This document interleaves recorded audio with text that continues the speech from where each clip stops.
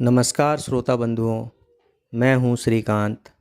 आप सुन रहे हैं कपाल कुंडला की कहानी मेरी जुबानी। अब तक आपने सुना जंगल में नवकुमार अपने साथियों से बिछड़कर घने जंगल और समुद्र तट के बीच अकेला भटक रहा था। चारों ओर सन्नाटा और अंधकार था। भूख, थकान और अनिश्चितता के बीच उसे समझ नहीं आ रहा था कि वह किस दिशा में जाए। इसी भटकन के दौरान उसकी दृष्टि दूर एक पहाड़ी पर टिमटिमाती अग्नि की लौ पर पड़ी। आशा की एक किरण समझकर वह उस ओर बढ़ चला। नवकुमार उस अग्नि तक पहुंचता है और वहां उसकी मुलाकात एक रहस्यमयी तांत्रिक साधु कापालिक से होती है। कापालिक का विचित्र रूप, उसका रहस्यमय व्यवहार और जंगल के बीच उसका निवास नवकुमार को आश्चर्यचकित कर देता है। नवकुमार को यह आभास नहीं था कि वह भेंट उसके जीवन की दिशा बदलने वाली है और उसे ऐसे रहस्यों तथा घटनाओं के जाल में ले जाएगी जिनकी उसने कभी कल्पना भी नहीं की थी। अब आगे सुनिए अध्याय 5। सुबह सवेरे उठकर नवकुमार सहज ही कुटी छोड़कर जाने का उपाय सोचने में व्यस्त हो गए। यह जरूरी इसलिए भी था कि कापालिक के सानिध्य में किसी तरह भी रहना उन्हें उचित नहीं प्रतीत हो रहा था। मगर इस पथहीन जंगल में से वे आखिर किस प्रकार बाहर निकले? भला किस प्रकार पथ खोजकर वे यहाँ से जाए?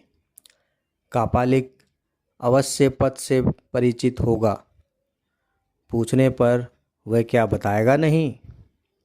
अब तक ऐसा कोई कारण नहीं नज़र आ रहा था जिससे लगा हो कि कापालिक ने उसे प्रति कोई संदेहजनक आचरण किया है।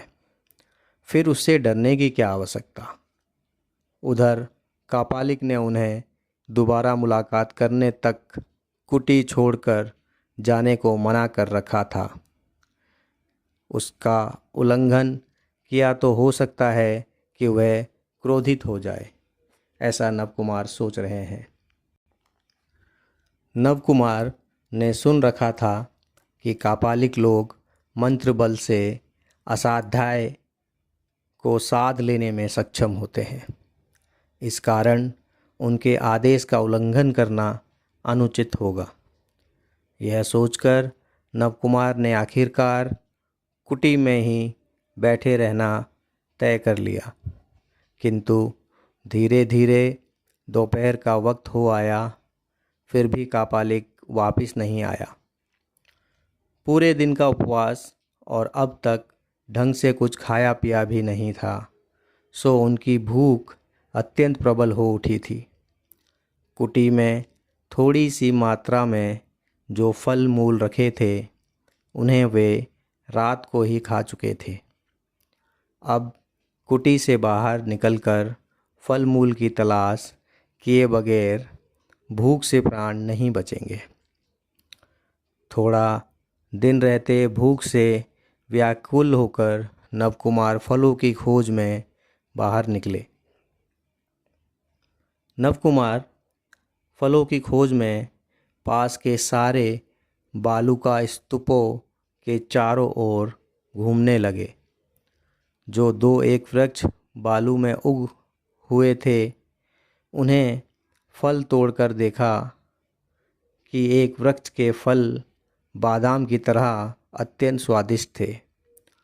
उन्हें ही खाकर वह भूख मिटाने लगे। वह बालूका स्तूप श्रेणी छोटे से इलाके में फैली हुई थी। अतएव नवकुमार ने थोड़ी देर में ही घूम घाम कर वह इलाका पार कर लिया। अब वे दूसरी तरफ के बालूहीन घने जंगल में जा पहुँचे। जिन लोगों ने थोड़ी देर के लिए अनजाने जंगलों में भ्रमण किया है वे जानते हैं कि पथहीन जंगल में जरा सी देर में ही इंसान रास्ता भूल जाता है। नवकुमार के साथ भी ऐसा ही हुआ। कुछ दूर आकर आश्रम किस रास्ते में छोड़ आए यह उनकी समझ में नहीं आ रहा था। एकाएक नवकुमार के कानों में गंभीर जल कल्लोल का स्वर सुनाई दिया। वे समझ गए कि यह समुद्र की लहरों का गर्जन है।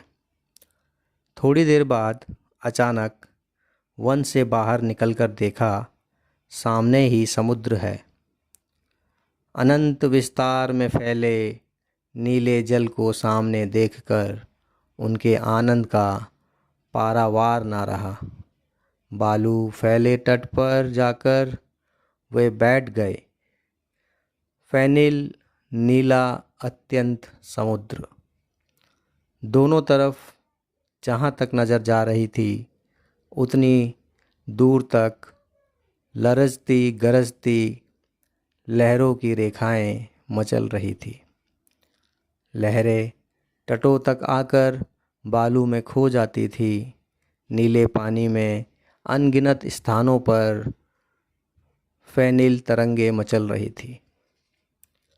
अगर कभी ऐसी प्रचंड हवा बहे कि उसके वेग से आकाश के तारे टूट टूट कर सागर में डूबने उतारने लगे, तब जाकर लहरों के मचलने का दृश्य आँखों के आगे साकार हो सकता है।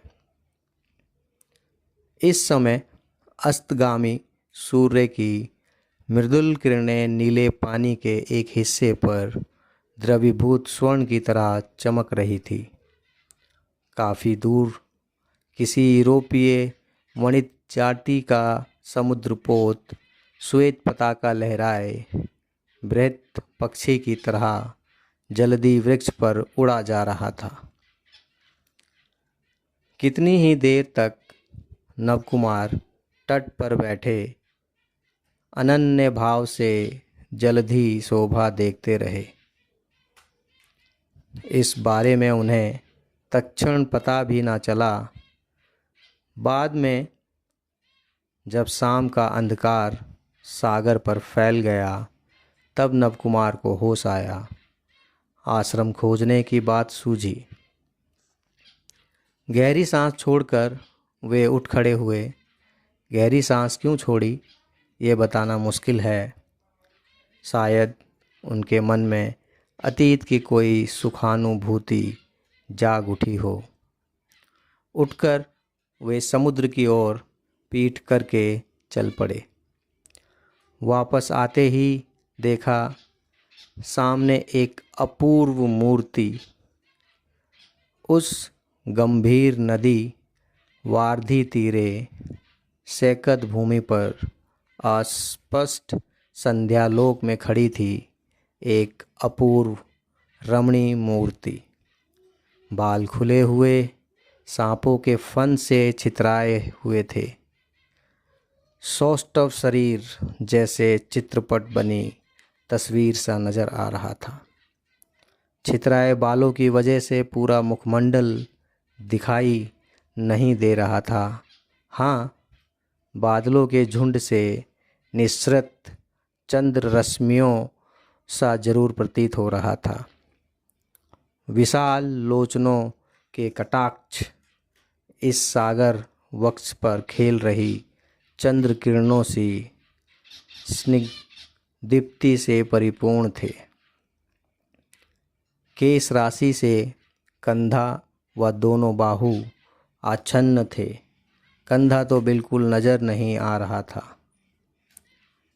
हाँ, बाहुओं की विमल श्री कुछ कुछ नज़र आ रही थी। रमणीय देह एकदम निराभरण थी। इस रमणीय मूर्ति में जो मोहिनी शक्ति थी उसका वर्णन नहीं किया जा सकता। काले काले बालों की छटा इन दोनों के मेल से वर्ण व बालों दोनों की जो श्री विकसित हो रही थी, उसे इस गंभीर नदी तट पर संध्या लोक देखे बिना उसकी मोहिनी शक्ति को महसूस नहीं किया जा सकता।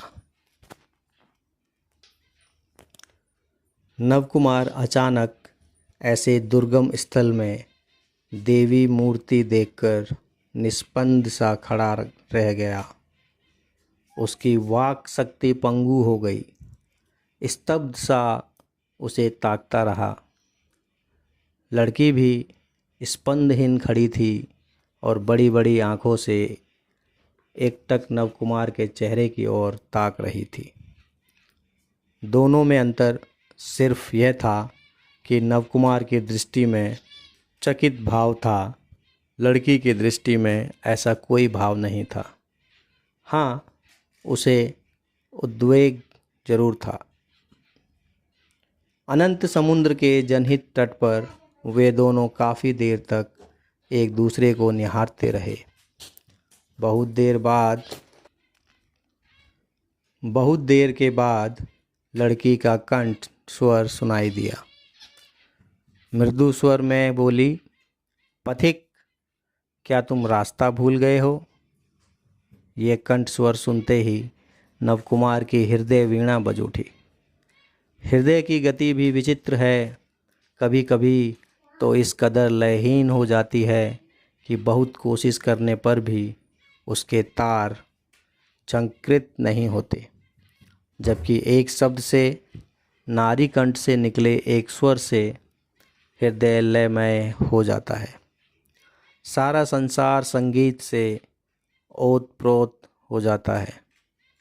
नवकुमार के कानों में यह नारी स्वर अद्भुत रस घोल गया। पथिक, क्या तुम रास्ता भूल गए हो? यह ध्वनि नवकुमार के कानों में प्रविष्टि हुई। इसका क्या अर्थ है या इसका क्या उत्तर दिया जाना चाहिए, यह उसकी समझ में नहीं आया। ध्वनि जैसे हर्ष कंपित होकर बढ़ने लगी, जैसे हवा में ध्वनि रच बस गई, जैसे पेड़ों के पत्तों में गूंजने लगी और जैसे सागर नाद मंद होने लगा हो। यह सागर वासना, पृथ्वी सुंदर, यह युवती सुंदर, ध्वनि भी सुंदर। उसकी हृदय वीणा में सौंदर्य की लय समाने लगी। युवती को कोई उत्तर नहीं मिला तो बोली, अच्छा, मैं चलूं? यह कहकर युवती चल पड़ी। पदचाप बिल्कुल नहीं हुई। वसंत काल की मंद वायु से चालित शुभ्र मेघ की ओर वह धीरे धीरे अलक्ष्य पाद विस्नेप से चली। नवकुमार मशीन के पुतले की तरह उसके साथ चल पड़े। राह में एक छोटा सा वन घूमकर जाना पड़ा। वन की आड़ में जाने पर फिर सुंदरी दिखाई न दी। वन का चक्कर लगा लेने पर नवकुमार ने देखा कि सामने वह कुटी है। नवकुमार अपनी कुटी पर पहुंच गए। यहाँ अध्याय 5 समाप्त होता है। अब हम बढ़ते हैं अध्याय 6 की ओर, कापालिक के साथ।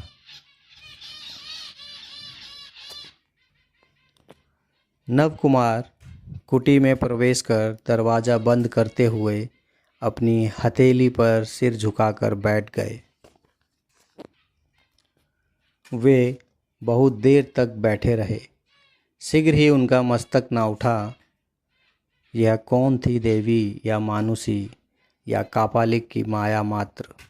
नवकुमार निस्पंद अवस्था में हृदय में ऐसे ही विचार करते बैठे रहे। वे कुछ भी समझ ना सके। वे अन्य मनस्क थे, इसलिए एक विशेष बात लक्ष्य ना कर सके। उस कुटी में उनके आने से पूर्व एक लकड़ी जल रही थी। इसके बाद काफ़ी रात बीतने पर उनके मन में विचार आया कि अभी तक सायंकालीन संध्या आदि से वे निवृत्त नहीं हुए। नवकुमार ने जल की असुविधा को ध्यान में रखते हुए उस विचार को निरस्त किया। फिर उन्होंने देखा कि कुटी में केवल लकड़ी ही नहीं जल रही, वरन चावल आदि पाक द्रव्य भी एक जगह रखा हुआ है। इस सामान को देखकर नवकुमार चकित न हुए। मन में सोचा, अवश्य ही ये कापालिक द्वारा रखा गया है, इसमें आश्चर्य की कौन सी बात है। संशय च गृहमागतम, बुरी बात तो यह नहीं। भोज्यम च उदारागतम, यह कहने से और भी स्पष्ट समझ में आ सकता है।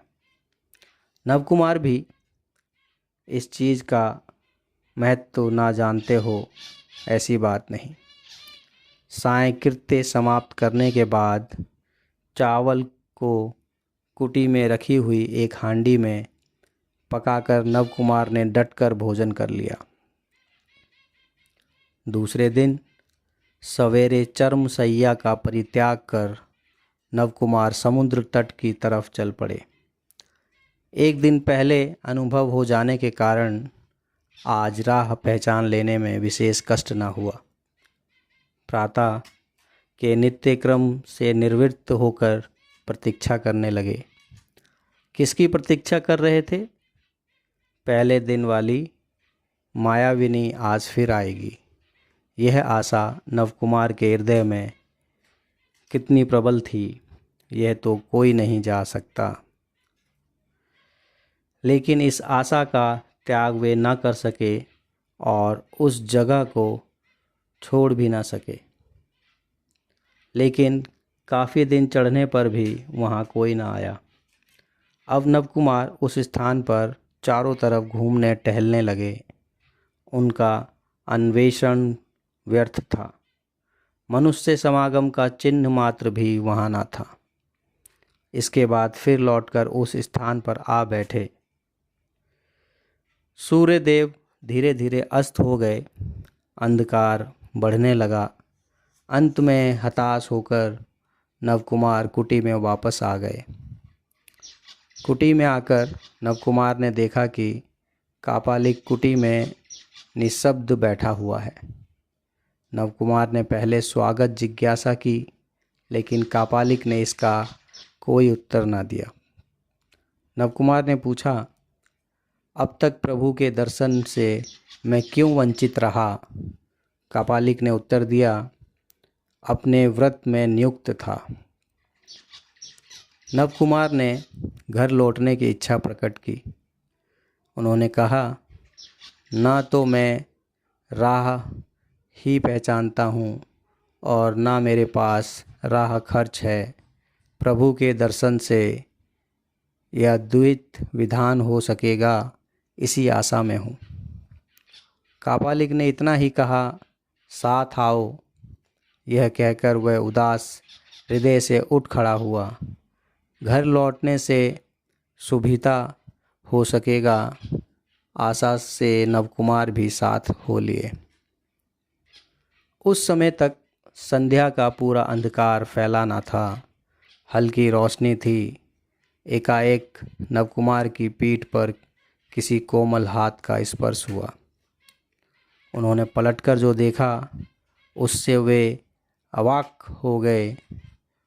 वही अंगुल फलंबित निविड़ केश राशि धारिणी वन्य देवी की मूर्ति सामने खड़ी थी। एकाएक कहाँ से यह मूर्ति उनके पीछे आ गई। नवकुमार ने देखा कि रमणी मुंह पर उंगली रखकर इशारा कर रही है। वे समझ गए कि रमणी बात करने को मना कर रही है। निषेध का अधिक प्रयोजन भी न था। नवकुमार क्या कहते, वे आश्चर्य से खड़े रह गए। कापालिक यह सब कुछ देख नहीं सका था। वह क्रम से आगे बढ़ता ही गया। उसके कुछ दूर चले जाने पर रमणी ने धीमे स्वर से कुछ कहा। नवकुमार के कानों में उन शब्दों ने प्रवेश किया। ये शब्द थे, कहाँ जाते हो, ना जाओ, लौटो, भागो। ये बात कहने के साथ साथ रमणी धीरे से खिसक गई। प्रत्युत्तर सुनने के लिए वह खड़ी ना रही।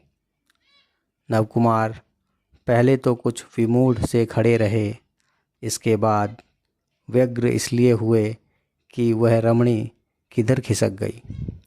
मन में सोचने लगे, यह कैसी माया है या मेरा भ्रम है। जो बात सुनाई दी वह आशंका सूचक है, लेकिन वह आशंका किस बात की है। तांत्रिक सब कुछ कर सकता है तो क्या भागना चाहिए, लेकिन भागने की जगह कहाँ है। नवकुमार ऐसी ही चिंता में कर रहे थे। ऐसे समय उन्होंने देखा कि कापालिक उन्हें अपने पीछे ना पाकर लौट रहा है। कापालिक ने कहा, विलंब क्यों करते हो। जब मनुष्य अपना कर्तव्य कुछ स्थिर नहीं किए रहता तो वह जिस कार्य के लिए पहले आहूत होता है उसे ही करता है। कापालिक द्वारा पुनः बुलाए जाने पर बिना कोई प्रतिवाद किए नवकुमार उसके पीछे चल पड़े। कुछ दूर जाने के बाद सामने एक मिट्टी की दीवार की कुटी दिखाई दी। उसे कुटी भी कहा जा सकता है और छोटा घर भी, किंतु इससे हमारा कोई प्रयोजन नहीं। इसके पीछे ही सिकतामय समुद्र तट है। घर के बगल से वह कापालिक नवकुमार को लेकर आगे चला। ऐसे ही समय तीर की तरह वही रमणी फिर एक बाजू से दूसरे बाजू निकल गई। जाते समय फिर कहा, अब भी भागो। क्या तुम नहीं जानते कि बिना नर मांस के तांत्रिक की पूजा नहीं होती। नवकुमार के माथे पर पसीना आ गया। दुर्भाग्यवश रमणी की यह बात कापालिक के कानों में पहुंच गई। उसने कहा, कपाल कुंडले। यह स्वर नवकुमार के कानों में मेघ गर्जन की तरह गूंजने लगा, लेकिन कपाल कुंडला ने इसका कोई उत्तर ना दिया। अब कापालिक नवकुमार का हाथ पकड़कर ले जाने लगा। मनुष्य घाती हाथों का स्पर्श होते ही नवकुमार की देह की धमनियों का रक्त दुगने वेग से प्रभावित होने लगा। लुप्त साहस एक बार नवकुमार में फिर आ गया। नवकुमार ने कहा, हाथ छोड़िए। कापालिक ने कोई उत्तर ना दिया। नवकुमार ने फिर पूछा, मुझे कहाँ ले जाते हैं। कापालिक ने कहा, पूजा के स्थान पर। नवकुमार ने कहा, क्यों। कापालिक ने कहा, वध के लिए। नवकुमार ने यह सुनते ही बड़ी तेजी से अपना हाथ खींचा। जिस बल से उन्होंने अपना हाथ खींचा था उससे यदि कोई सामान्य जन होता तो हाथ बचा लेना तो दूर रहा, वह गिर पड़ता, लेकिन कापालिक का शरीर भी ना हिला। नवकुमार की कलाई कापालिक के हाथ में ही रह गई। नवकुमार का हाथ की हड्डी मानो टूटने लगी। मुमूर्ष की तरह नवकुमार कापालिक के साथ जाने लगे। रेतीले मैदान के बीचों बीच पहुंचने पर नवकुमार ने देखा कि यहाँ भी लकड़ी का कुंदा जल रहा था। उसके चारों तरफ तांत्रिक पूजा का सामान फैला हुआ है। उसमें नर कपाल पूर्ण आसव भी है, लेकिन सब नहीं है। नवकुमार ने अनुमान किया कि उन्हें यह सब बनना पड़ेगा। कितनी ही लता की सूखी हुई डालियां वहां लाकर पहले ही रखी हुई थी।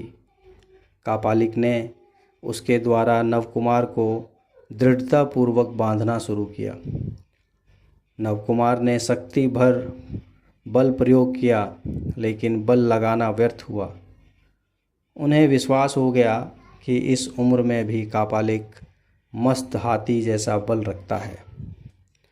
नवकुमार को जोर लगाते देखकर कापालिक ने कहा, मूर्ख, किस लिए जोर लगाता है?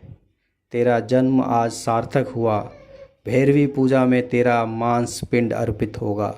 इससे ज़्यादा तेरा और क्या सौभाग्य हो सकता है? कापालिक ने नवकुमार को खूब कसकर बांधने के बाद छोड़ दिया। इसके बाद वह वध से पहले की प्राथमिक पूजा में लग गया। नवकुमार बराबर अपने बंधन तोड़ने की कोशिश करते रहे, लेकिन वे सूखी लताएं गजब की मजबूत थी। बंधन बहुत दृढ़ था। मृत्यु अवश्य होगी। नवकुमार ने अंत में इष्ट देव के चरणों में ध्यान लगाया। एक बार फिर जन्मभूमि की याद आई, अपना सुखमय आवास याद किया। एक बार बहुत दिनों से अंतर्हित माता पिता का स्नेहमय चेहरा याद आया और एक दो बूंद आंसू ढुलक कर रेती पर गिर पड़े। कापालिक प्राथमिक पूजा समाप्त कर खड्ग लेने के लिए अपने आसन से उठ खड़ा हुआ, लेकिन जहाँ उसने खड्ग रखा था वहाँ वह नहीं मिला। आश्चर्य! कापालिक कुछ विस्मित हुआ। उसे पूरी तरह याद था कि शाम को उसने खड्ग यथास्थान रख दिया था, फिर स्थानांतरित भी नहीं किया। अब कहाँ गया? कापालिक ने इधर उधर खोजा, लेकिन वह कहीं ना मिला। तब उसने पूर्व कुटी की तरफ पलटकर जोर से कपाल कुंडला को पुकारा, लेकिन बारंबार बुलाए जाने पर भी कपाल कुंडला ने कोई उत्तर ना दिया। कापालिक की आंखें लाल और भौहें टेढ़ी पड़ गई। वह तेजी से कदम बढ़ाता हुआ गृह की तरफ बढ़ा। इस अवकाश में एक बार नवकुमार ने फिर छुटकारे के लिए जोर लगाया, लेकिन व्यर्थ। ऐसे ही समय बालू के ऊपर बहुत ही समीप पैरों की ध्वनि हुई। यह ध्वनि कापालिक की ना थी। नवकुमार ने नज़र घुमाकर देखा, वही मोहिनी कपाल कुंडला थी। उसके हाथों में खड्ग झूल रहा था। कपाल कुंडला ने सावधानीपूर्वक नवकुमार के पास आकर कहा, चुप रहना, कोई बात न करना। खड्ग मेरे पास है, मैंने चुरा रखा है। यह कहकर कपाल कुंडला शीघ्रतापूर्वक नवकुमार के बंधन काटने लगी। पलक झपकते ही उसने नवकुमार को मुक्त कर दिया और बोली, भागो, मेरे पीछे आओ, राह दिखा देती हूँ। यह कहकर कपाल कुंडला तीर की तरह राह दिखाती हुई आगे दौड़ी। नवकुमार ने भी उसका अनुसरण किया। यहाँ अध्याय 6 समाप्त होता है। आगे की कहानी सुनने के लिए हमारे चैनल से जुड़े रहिए, सब्सक्राइब करिए और अपना प्यार यूँ ही देते रहिए। धन्यवाद। Thank you.